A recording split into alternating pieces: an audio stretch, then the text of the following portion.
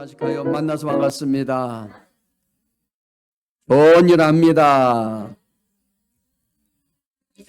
은혜 받으실 말씀은 에베소서 5장 1절에서 2절 말씀 되겠습니다.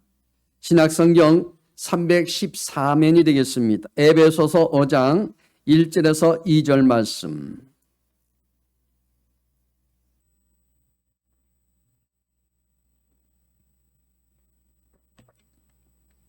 우리 함께 한 목소리로 합독하시겠습니다.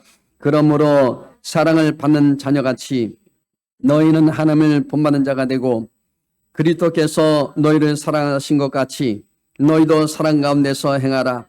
그는 우리를 위하여 자신을 버리사 향기로운 제물과 희생제물로 하나님께 드리셨느니라. 아멘. 오늘 저는 본문의 말씀을 가지고 사랑받기에 태어났어요. 사랑받기에 태어났어요. 이런 제목으로 함께 말씀의 은혜 나누고자 합니다. 한번 여러분 따라서 하시길 바랍니다. 나는 사랑받기에 태어났습니다. 믿으시면 아멘. 여러분, 사람은요 이 세상에서 살면서 혼자 살지 못한다는 사실 여러분 아셔야 됩니다. 성경에도 우리 하나님께서 아담을 창조하시고 난 다음에 하신 말씀이 있어요. 독처하는 것이 좋지 않다고 얘기해요. 독처가 뭐죠? 혼자 사는 것이 여러분 좋지 않다는 얘기입니다.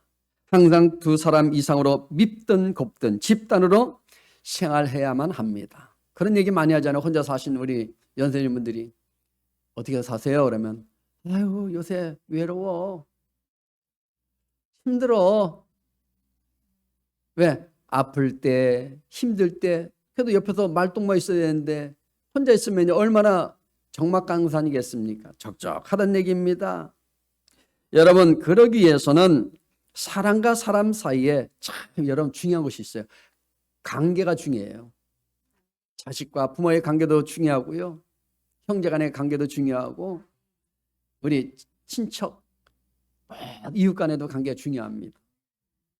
이 세상에서 가장 위대한 힘이 있는데요. 여러분, 그것이 무엇인지 아십니까?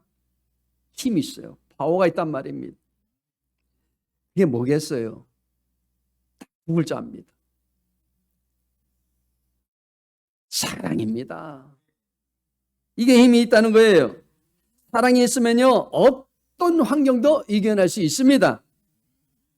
고달픈 인생도 우리는 넉넉하게 살아갈 수 있습니다. 또한 사랑하면요 두려움이 사라져요.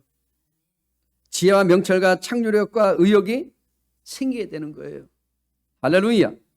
아무리 힘들어도요 자녀를 사랑하면 다시 어떻게 된다고요? 자녀를 그 사랑 때문에 어떻게 된다고요?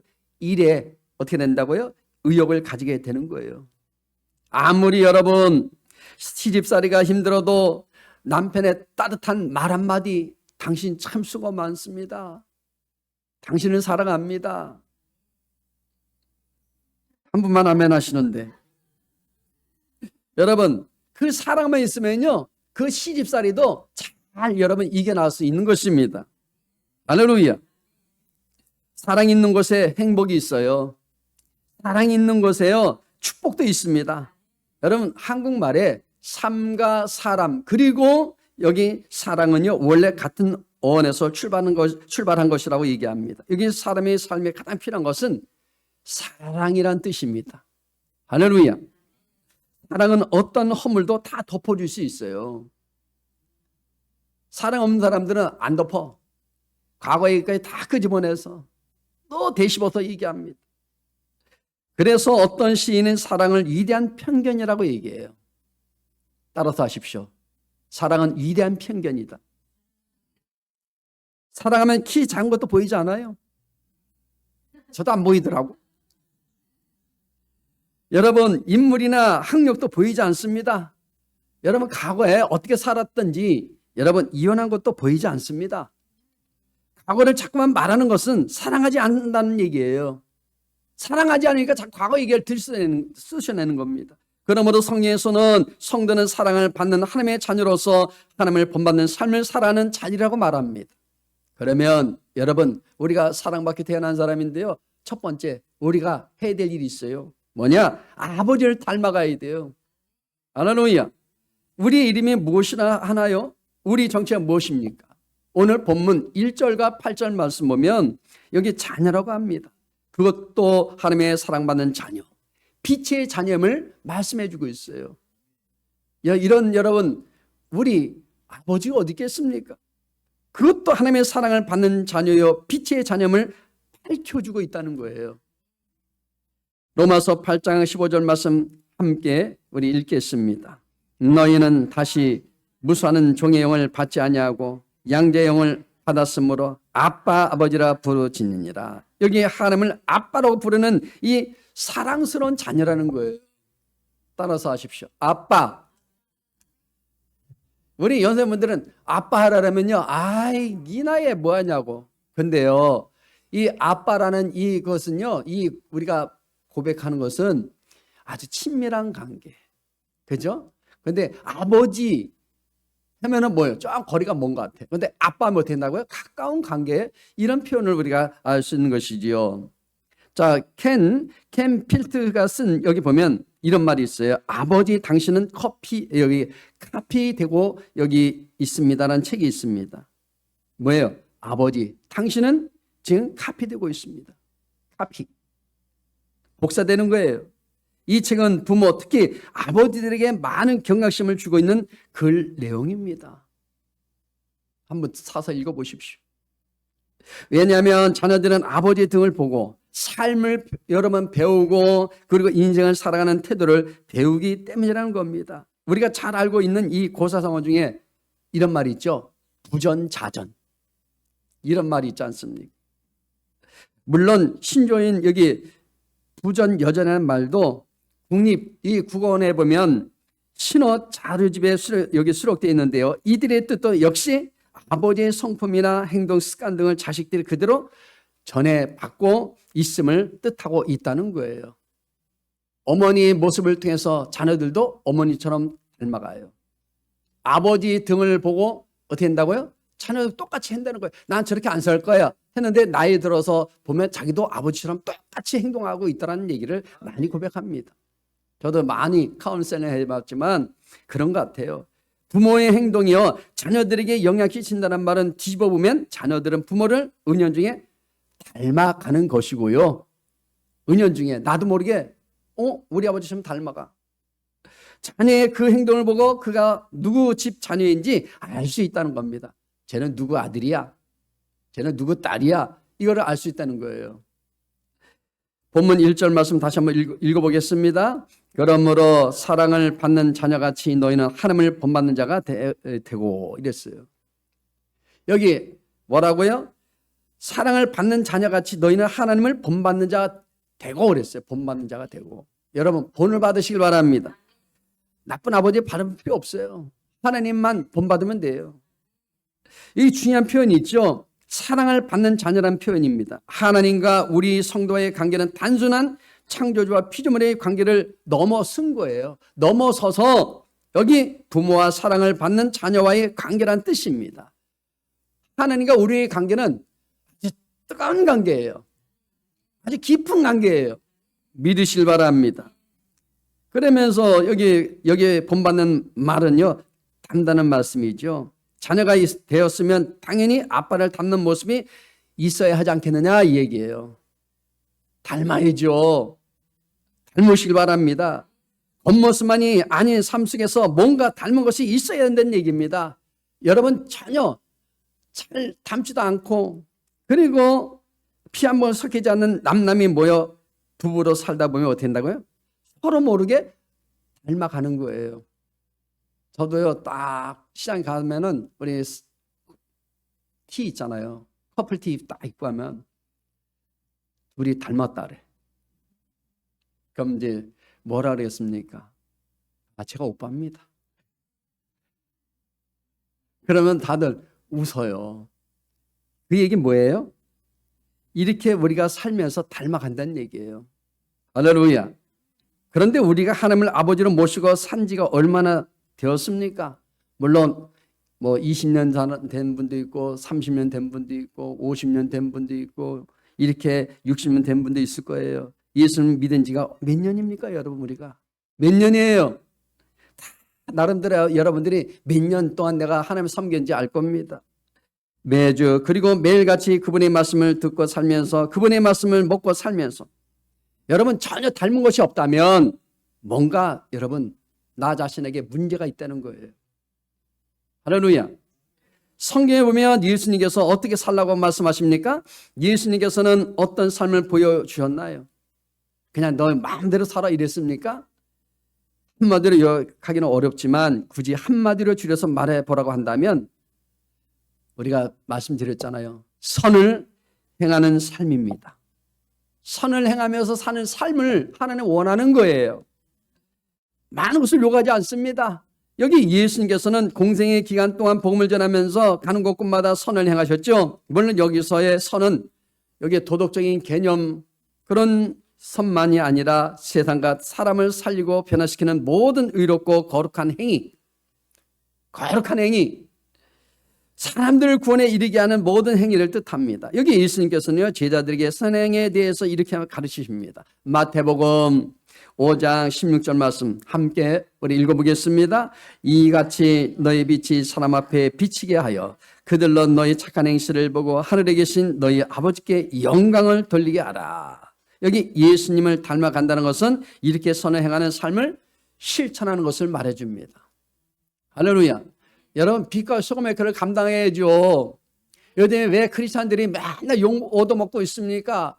왜 이렇게 손가락 받고 있습니까? 이렇게 우리가 선을 행하지 못하기 때문에 그래요. 두 번째는요, 옛 성품을 버리는 거예요. 따라서 하시기 바랍니다. 옛 성품을 버리자. 버려야 돼요. 바울은요, 여기 그리스도인들은 더 이상 전에 살아왔던 방식으로 삶을 살 수 없음을 말씀해주고 있습니다. 그렇게 살지 말라는 거예요. 과거에 매였던 삶으로 살지 말라는 거예요. 그리고 예수님에 관한 모든 일들은 우리가 옛사람을 벗어버리고 제된 생활을 우리는 떠나야 함을 가르쳐주고 있다는 겁니다. 여러분 예수님이 오셔서 여기 한 모든 일들의 목적은요 다른 것이 아니에요. 뭐 대접받고 이런 게 아닙니다. 자기 백성을 죄에서 구원하기 위함이라고 얘기해요. 로마서 6장 6절 말씀 이렇게 말합니다. 함께 읽어보겠습니다. 우리가 알거니와 우리 옛사람이 예수와 함께 십자가에 못 박힌 것은 죄의 몸이 죽어 다시는 우리가 죄에 종노하지 아니하려 함이니. 또 고린도후서 5장 17절 말씀입니다. 같이 읽어봐요. 그런즉 누구든지 그리스도 안에 있으면 새로운 피조물이라. 이전 것은 지나갔으니 보나 새 것이 되었도다. 뭐라고 말씀하시고 있나요? 누구든지 그리스도 안에 있으면, 그리스도 안에 있단 말은 뭐예요? 예수 그리스도 구세주로 믿는다는 말입니다.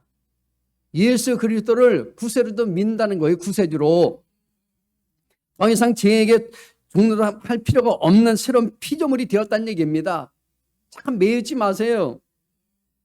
즉 종이 아니라 자유인이 되었다는 말입니다. 예수 안에 있는, 여기 예수 안에 있는 모든 자들은 더 이상 죄의 종이 아닙니다. 여러분 잠깐만 여러분 염려하지 않기를 바랍니다. 이전의 것이 지나가고 전적으로 새 것이 되었다는 얘기예요. 이제는 새 것이 되었습니다. 크게 아멘. 새로운 피조물이라고 여러분 여기 보십시오. 여러분들이 알아야 될 게 뭐예요? 새로운 피조물인데 새 것이 되었다는 얘기입니다. 우리도 옷을 입을 때 여러분 항상 뭐예요? 옛날 옷만 입는 거 아니잖아요. 또 새 옷도 사 입잖아요. 새로운 옷으로 걸쳐 입잖아요. 우리는 믿음의 옷으로 새롭게 우리는 거듭나야 될 줄로 믿습니다. 누가 말이에요? 누가 말입니까? 예수 그리스도를 고백하는, 바로 고백하는 성도들을 말해주는 거예요. 성도들을. 나의 구주로 예수를 영접하는 모든 사람들을, 고백하는 사람들을 말해주는 것입니다. 예수 믿으면 성령이 역사하시기 때문에 이런 변화가 일어나는 거예요. 나는 할 수 없지만 하나님은 우리를 통해서 역사를 이루어 주십니다. 예수 영이신 성령이 내 속에 내주하심으로 내가 새 사람이 된다는 겁니다. 그런데요, 우리 현실은 여러분 그렇게 쉽게 보면 안 됩니다. 그렇지 않다는 얘기입니다. 나도 모르게 옛날에 살던 방식이 나타나고 옛날에 좋아하던 이 모든 일들이 나타나서 나를 그렇게 하도록 잠깐 부추기는 거예요. 야, 이거는 이렇게 해도 돼. 너는 이렇게 살아도 돼. 야, 그건 눈 한번 딱 감고 하면 돼. 지난 날들이 행하였던 일들이 되살아서 그것들이 가장 좋았던 것으로 기억이 되어서 나를 유혹하고 그렇게 하도록 충동을 참 일으키게 만드는 거예요. 죄짓게 만드는 겁니다. 그 황홀한 추억들이 강한 육체의 감정을 통해 역사합니다. 문제는 여기서 끝나지 않아요. 옛사람의 모습이 나타나기 시작하면서 옛사람의 이제 모든 여러분 감정과 요구대로 생각만 하는 것이 아니라 나도 모르게 다시 그 일을 시작해요. 그리고 또 그것을 추구하기 위해서 옛사람의 욕구를 채우기 위해 오히려 힘쓰고 있는 우리의 모습을 본다는 겁니다. 안 그럴 것 같아요. 근데 안 그렇습니다. 그렇습니다. 자꾸만 내가 옛모습으로 돌아가려 해요. 새 사람이 아니라 옛사람이 다시 나의 삶의 주인이 되어 있습니다. 다시 그 옛사람이 시킨 대로 일하고요. 움직이고 있죠. 옛사람의 일을 추구하고 그것이 바른 삶의 목표라고 착각하며 살고 있다는 겁니다. 여러분 죄종도 그렇습니다. 하나님에 대해서 제대로 알지 못하면 죄종이지만 과거로 돌아가요. 자기의 모습으로 돌아갑니다. 믿는 사람들이 여러분 과거로 돌아가서 어떻게 됩니까? 빛과 소금의 그 역할을 감당해야 되는데 자꾸만 여러분 나쁜 짓 하니까 어떻게 돼요? 손가락이 받는 거예요. 저렇게 살 바에는 나는 예수 안 믿겠다고. 저렇게 믿을 바에는 나는 절대로 하나님 안 만나겠다고. 그러니까 우리가 요즘에 전도하기 얼마나 힘들어요? 힘들어요? 안 힘듭니까? 힘듭니다, 여러분. 여러분, 이게 우리의 옛사람이란 뭐예요? 자기중심적인 삶의 전부를 말하는 거예요. 인간적인 자기 중심. 인간은요, 아담의 범죄 이후에 모든 일에 있어서 자기만을 추구하는 존재로 전락하고 마는 거예요. 잠깐만, 내가. 오직 예수님이 우리 삶 속에 주인 되셔야 되는데 내가 주인 됐단 말입니다. 인간을 만드신 하나님을 삶의 목표로 삼는 것이 아니라 자기 자신이 인정되어야 하고요. 자기가 영광 받아야 하고요. 자기를 목표로 삼게 되었다는 사실이에요. 이게 하나님 모르는 사람들의 모습이라는 겁니다. 모든 일에 있어서요. 그 목표가 자기 자신입니다. 하나님이 아니라 바로 내 마음속에 자기 자신이 주인이 되어서 자기 활동의 목표라는 거예요. 예수 믿어도요. 모든 사람들이 내게만 시선을 주어야 합니다. 모든 것을 자기한테 다 포커스를 맞춰야 돼요. 내가 좋아야만 합니다. 자기를 추구하고 자기를 목표로 삼는 일에 대해서는 여러분 제한될 것이 없어요. 자기 이름과 자기 명예를 위해서는 물분을 가리지 않습니다. 이것이 뜨거운 건지 찬 건지 그런 거 따지지 않아. 무조건 자기는 자기 목표를 위해서 달려가면 된다는 겁니다. 여러분, 자기 이름과 자기 영광이 최우선입니다. 하나님의 일도 하나님의 이름과 영광에 위해서 하는 것이 아니라 자기 영광과 자기 명예를 위해서 이렇게 그들은 애쓴다는 겁니다. 여러분, 명예가 뭐 그렇게 중요합니까? 물론 중요하겠지요. 우리는요, 하나님의 영광에 위해서 살아가야 됩니다. 모든 일에 있어서 걸려있는 것이 자기입니다. 심지어 자기 자신을 위해 하나님까지도 이용해 먹어요. 하나님의 이름을 팔아먹습니다. 하나님은 자기의 추구에 있어서 하나의 수단이고 도구가 되는 거예요. 여러분, 하나님을 도구로 쓰지 않길 바랍니다. 하나님이 자기를 여기에 추구를 잘 이해해주면 그 하나님 좋으신 하나님이라고 얘기해요. 웃으면서 얘기합니다. 만약 그렇지 않으면 어떻게 한다고요? 하나님을 원망하고 무시합니다. 하나님 살아계신 어디 살아계셔? 하나님 안 계셔. 나를 위해서 하나님까지 이용하는 겁니다. 이것이 바로 옛사람입니다. 자기 자신을 추구하고자 자기 뜻대로 되지 않으면 쉽게 또 화를 잘 내요. 여러분, 믿음 안에서 화내면 안 됩니다. 좀 자기만 손해지요. 짜증을 냅니다. 나 자신이 더 빛나기 위해서 그럴듯한 말로 나를 드러냅니다. 자신이 싫은 것이면서 다른 사람의 말을 여러분 빌려서 상대방을 공격합니다. 거짓말은요, 예사로합니다. 약속은 식은 죽 먹듯이 깨트립니다. 아침에 약속했던 거 점심에 또 바뀌어지고요. 점심에 약속했던 거 저녁으로 바뀌어집니다. 그 다음에 여러분 저녁에 약속했던 거 바뀌어지면 어떻게 된다고요? 내일로 바뀌는 거예요. 수단과 방법을 가리지 않고 돈을 추구합니다. 부정한 방법으로 돈을 얻고도 마음에 찔림이 없습니다. 정당한 대가를 치르고 돈을 벌어야 함이 마땅하지만은 그러나 어떻게 된다고요? 유행을 바라는 거예요. 여러분, 한탕주의는 없습니다. 여러분, 반드시 망한다는 것을 아시기 바랍니다.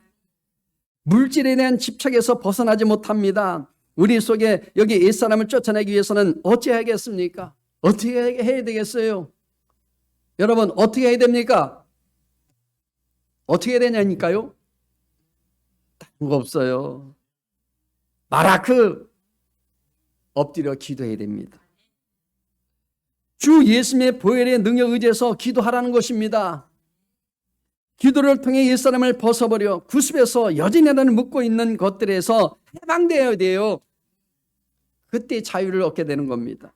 그래야 새 사람을 지속적으로 입을 수 있습니다. 의와 거룩함으로 지어진 새 사람을 입어야 합니다. 옛사람을 벗을 때 능력을 우리는 입혀지는 것입니다. 할렐루야. 세 번째는요, 선한 말을 하는 거예요. 따라서 하시기 바랍니다. 선한 말만 합시다. 한 사람의 인품을 알려거든 그 사람의 말을 살펴보라는 격언이 있습니다. 말하는 사람의 인품을 알 수 있다는 거예요. 말은 그 사람의 인격이기 때문입니다. 인격은 곧 품격이에요. 여러분, 이왕이면 예수 믿는 사람들 품격을 지키시길 바랍니다. 품위가 있어야죠. 우리는 막 내 마음대로 막 살아서는 안 됩니다. 사람에게 인품이 있듯 말에는요, 뭐가 있는지 아세요? 엄품이 있다는 뜻입니다. 엄품. 따라서 하십시오. 엄품. 사람에게 인품이 있듯 말에는요, 엄품이 있다는 건데요. 엄품은 뭐냐? 좋은 말, 선한 말입니다. 좋은 말의 반대말은 뭐죠? 나쁜 말. 선한 말의 반대는요, 악한 말입니다. 요즘 세상은요, 말 때문에 매우 시끄럽습니다. 여기 터지고 저기 터지고. 아들이 잘났으면 아버지까지 피해를 입어야 돼요. 아버지가 잘났으면 아들을 어떻게 됩니까? 아들로 인해서 고통받아요. 요즘에 여기서도 문제고 저기서도 문제고 아들 때문에 문제고 여기는 뭐요? 아빠 때문에 문제고 여기는 또 아버지 때문에 문제고 엄마 때문에 문제고 참 세상은 너무나 혼돈의 세계입니다. 여러분 보십시오. 나쁜 말, 악한 말들로 인해서 수많은 사람이 갈라지고 원수가 되고 있습니다. 아니면 말고 이미 사람은 상처받았는데요. 여러분 말 우리가 한마디 한마디 던질 때마다 저 사람이 상처받을지 안 받을지 꼭 우리는 생각하면서 말을 던져야 돼요. 할렐루야. 형제, 부모, 이웃, 나라와 나라, 정치인들이 사이에 갈등이 쌓이고요. 자꾸 여기 사이가 나빠지는 것은요. 피차 감정을 절제하지 못하고 내뱉는 격한 말 때문에 그런 것입니다. 그러면 내뱉거든요. 감정대로. 말에는 엄청난 힘이 있다는 것을 아시기 바랍니다. 잠언 18장 20절에서 21절 말씀 우리 함께 읽어보겠습니다. 사람은 입에서 나오는 열매로 말미암아 배부르게 되나니 곧 그의 입술에서 나는 것으로 말미암아 만족하게 되느니라. 죽고 사는 것이 혀의 힘에 달렸나니 혀를 쓰기 좋아하는 자는 혀의 열매를 먹으리라. 여러분 보십시오. 말을 뭐라고 얘기합니까? 흔히 씨로 비유하지 않습니까? 말. 무엇을 심냐에 따라서 열매를 맺게 되는 거예요. 우리 속담에도 그런 말이 있죠? 말이 씨가 된다는 말이 있습니다. 할렐루야. 그러니까 겉과 속이 똑같아야 돼요. 뒤에서 잠만 하지 말고 씨앗을 뿌리지 말고 좋은 말만 하고 살아야 돼요. 씨를 뿌리면 열매가 나오는 것처럼 사람이 말을 하면 그 결과에 따라 인생을 살게 된다는 거예요. 말한 대로 여러분 인생을 삽니다. 안 된다는 사람은요 늘 안 되게 돼 있어요. 가난하다는 사람은요 늘 가난해 살 수밖에 없어요. 늘 아프다 하는 사람들은 맨날 아유 아프다고 그러고 사는 수밖에 없어요. 할렐루야. 말을 잘하면 복된 인생을 살 수 있습니다. 반대로 말을 잘못하면 인생은 망칠 수도 있다는 겁니다. 여러분 혀의 힘이 얼마나 여러분 대단한가 하면 죽이기도 하고 살기도 한다는 거예요. 여러분 누구의 책임이 아니에요. 우리 한 사람 요 혀 세치밖에 안 되는 이 혀 여러분 사용하셔야지 내 자녀도 죽일 수도 있고 어느 때는 살릴 수도 있고 내 이웃들을 살릴 수도 있고 죽일 수도 있습니다. 그 책임 누구예요? 나에게 있는 거예요. 따라서 하시기 바랍니다. 다 나에게 책임이 있다. 가슴에 손 얹고 다 내게 있다. 다 내게 이루어지는 겁니다. 할렐루야. 그러니까 우리의 언행 생활은요, 파종과 추세의 법칙과 같다는 겁니다. 성경은 계속 증거합니다. 하나님은 공의로운 분이시기에 인생 만사가 힘대로 거두게 된다는 것이라고 갈라디아서 6장 7절에 말씀하고 있습니다. 함께 읽어보겠습니다. 스스로 속이지 말라. 하나님은 없음 여김을 받지 아니하시나니 사람은 무엇으로 심든지 그대로 거두리라. 사람이 무엇으로 심든지 그대로 거둔대요. 말이 얼마나 중요한지 이렇게 설명하고 있는 것입니다. 여러분, 시골에 가면 누에 키워보셨습니까? 저는 누에도 키워봤어요. 누에를 보시면 누에가 입에서 이렇게 실을 이렇게 뱉잖아요. 풀어서 어떻게 한다고요? 고치를 만드는 거예요. 고치를 만들어서 나중에 그것을 옷을 만들지 않습니까? 그리고 그 안에서 삽니다. 살아야 안 살아요? 그게 번데기잖아요. 그러다가 때가 되면 어떻게 된다고요? 나방이 되는 거예요. 사람도 마찬가지입니다, 여러분. 자기 입에서 나오는 말로 우리 인생의 집을 짓고 살아간다는 거예요. 여러분, 그러니까 정말 우리가 내뱉는 말로 인해서 어떻게 한다고요? 집을 짓잖아요. 그러니까 그렇게 살 수밖에 없어요. 그래서 잠언 13장 2절에서 이렇게 또 증거합니다. 같이 읽어봐요. 사람은 입의 열매로 인하여 복록을 누리거니와 마음이 계산한 자는 강포를 당하느니라. 여기 성경에 나와 있지 않습니까? 이 구조는 뭐예요? 이 말이 복이 되고 화가 되기도 한다는 얘기예요. 이 말이 복이 되기도 하고 화가 된다. 그렇습니다. 말하는 사람을 살리는 창조력도 있고요. 반대로 사람을 죽이는 파괴력도 있다는 거예요. 요즘에요, 거지들은 없어. 근데 정적인 문제 있는 사람 많아요. 왜요? 말 한마디 한마디를 통해서 뭐예요? 상처받다 보니까 결국 사람이 죽어가는 거예요. 성경은요, 말의 파괴력에 대해서 매섭게 경고합니다. 야고보서 3장 5절 6절 말씀 함께 또 읽어보겠습니다. 이와 같이 혀도 작은 지체로 돼 큰 것을 자랑하도다. 보라, 얼마나 작은 불이 얼마나 많은 나무를 태우는가. 혀는 곧 불이요 불의의 세계라. 혀는 우리 지체 중에서 온몸을 더럽히고 삶의 수레바퀴를 불살라나니 그 사는 것이 지옥불에서 나느니라. 예. 이 혀가 여러분 불이 팍팍 나온대요. 한마디로 이런 말을 잘못하면 어떻게 된다고요? 인생을 망칠 수 있다는 얘기입니다. 그러니까 세상 돌아가는 거 보면요, 말이 얼마나 여러분 중요한지 아셔야 돼. 우리 말이 사람을 세울 수도 있고요, 우리 말이 사람을 죽일 수도 있다는 겁니다. 하나님은 우리를 변화시키셔서 우리를 살리시고 우리에게 이제 그분의 통로가 되게 하시고, 그분의 통로가 되게 하신 거예요. 누구로 인해서요? 바로 예수님께서 그분이 이 땅에 오셔서 고난받으시고 채찍에 맞으시고 그리고 십자가에서 여러분 죽기까지, 그 다음에 어떻게 됩니까? 부활하심으로 인해서 이제 새로운 생명의 길이 열렸다는 얘기예요. 그러니까 우리는 여러분 그 관계가 얼마나 여러분 그 통로가 하나님과의 그 관계가 여러분 열렸다는 얘기입니다. 우리 말을 통해서 그분의 사랑과 생명을 전하게 하시는 겁니다. 우리를 통해서 그분이 전하게 하시는 거예요. 우리가 이제 사람들에게 나가서 우리 말로 축복하고요, 이젠 저주말 하지 말고 축복 말만 하고요, 우리 말로 격려해주고 우리 말로 사람을 변화시키도록 우리를 세우셨다는 겁니다. 그래서 우리가 살아있는 존재예요. 그러니까 뭡니까? 그게 선한 우리가 삶을 살아라고 우리를 세우셨다는 얘기입니다. 자꾸만 사람한테 집만 주어주면 안 돼요. 가야지. 죄정도요, 자기 편하게 목한다고 자꾸만 제자한테만 자꾸만 부담을 주면 안 돼. 같이 가야지. 우리는 한 형제요, 한 그리스도인들인 줄로 믿습니다.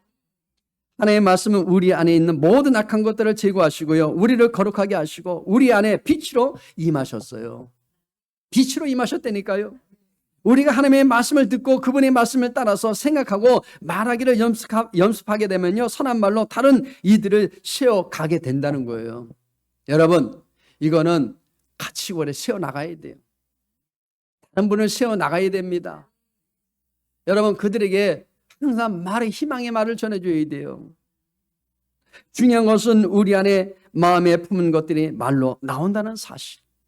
내 마음의 변화가 없이는요, 다른 이들을 세우는 선한 말을 할 수 없습니다. 우리가 선한 말로 다른 이들을 축복하려면요, 우리 안에 하나님을 닮아가야 돼요. 하나님 앞에 바로 우리는 서야 합니다. 하나님의 사랑이 늘 있어야 합니다. 하나님의 사랑 없이 자꾸만, 여러분, 우리 인본주의로 우리가 사랑한다 고백하지만 그건 사랑이 아니에요. 제일 중요한 것은 주님의 사랑이요, 희생적인 사랑이에요. 이 사랑이 있어야 된다는 얘기입니다.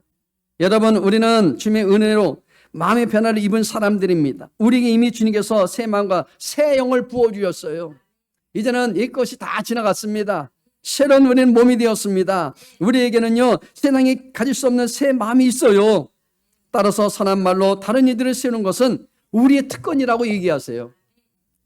다른 사람한테 준 게 아니에요. 세상 사람은 몰라요. 그러나 하나님 믿는, 올바로 하나님에 대해서 아는 사람들은 이 특권을 여러분 소유한 자들인 것을 아시길 바랍니다. 그래서 우리에게 주신 약속이 뭐예요? 너희들이 나를 위해서 살면 내가 너희들을 돌보고 이익하는 데는 건져주고 내가 도와줄 것이다. 필요한 것은 채워줄 것이다. 이렇게 주님께서 말씀하고 있는 것입니다. 그리고요, 우리의 말을 선하게 사용하면요, 우리 마음이 달라진다는 거예요. 바뀝니다. 여러분, 순식간에 한꺼번에 바뀌는 게 아니에요. 내 마음속에 변화가 와야 달라지는 거예요. 환경의 문이 열려집니다. 그런 얘기하지 않습니까? 어떤 분이 그런 얘기예요. 우리 아내가요, 모집니다. 아주 똑합니다. 이랬던 분이 나중에, 그분도 이제 예수 믿고 난 다음에 우리 아내가 달라졌어요. 저렇게 사람이 온선인지 몰라요. 저를요, 아주 왕처럼 대접 잘합니다. 저녁 때 퇴근할 때 되면은 꼭 화장을 탁, 립스틱 바르고 화장 착 하고 옷 잘 입고 딱 반찬도 쫙 진성찬으로 차려놓고, 그리고 탁 띵동띵동 누르면은 맞이하고, 여보 수고했어요, 이런 말도 안 했던 사람이 여보 고생 많았어요, 우리 가정 위해서 수고했습니다, 사랑합니다, 물 데펴놨으니까 가서 씻으세요. 이런 말을 들으니까 너무도 되는 거예요. 할렐루야. 그렇게 살아가실 바랍니다. 적극적으로 선한 말, 세우는 말을 연습하고 배워가시길 바랍니다. 이제 새로운 한 주간도 여러분, 올해는 선한 말로 내 가족, 내 이웃들을 세워가시기를 간절히 축복합니다. 기도하겠습니다. 하나님 감사합니다. 우리 주신 그 선한 하나님의 그 모든 사랑, 날마다 우리가 누리며 살아갈 때마다 주님을 닮아가는 우리 모습 되게 주옵소서. 우리는 사랑받게 태어난 자들이라 말씀하셨사오니 오직 주만 의지하며 하나님 모습으로 우리가 닮아가려고 날마다 우리가 변화되려고 기도하는 우리의 심령이 되게 주옵소서. 그래서 하나님께 잘했다 칭찬받게 해주시고 세상에서는 빛과 소금의 권을 감당할 수 있는 믿음의 진정한 그리스도인들이 다 될 수 있도록 변화시켜 주시고 인도하여 주옵소서. 예수 이름으로 기도드리옵나이다. 아멘.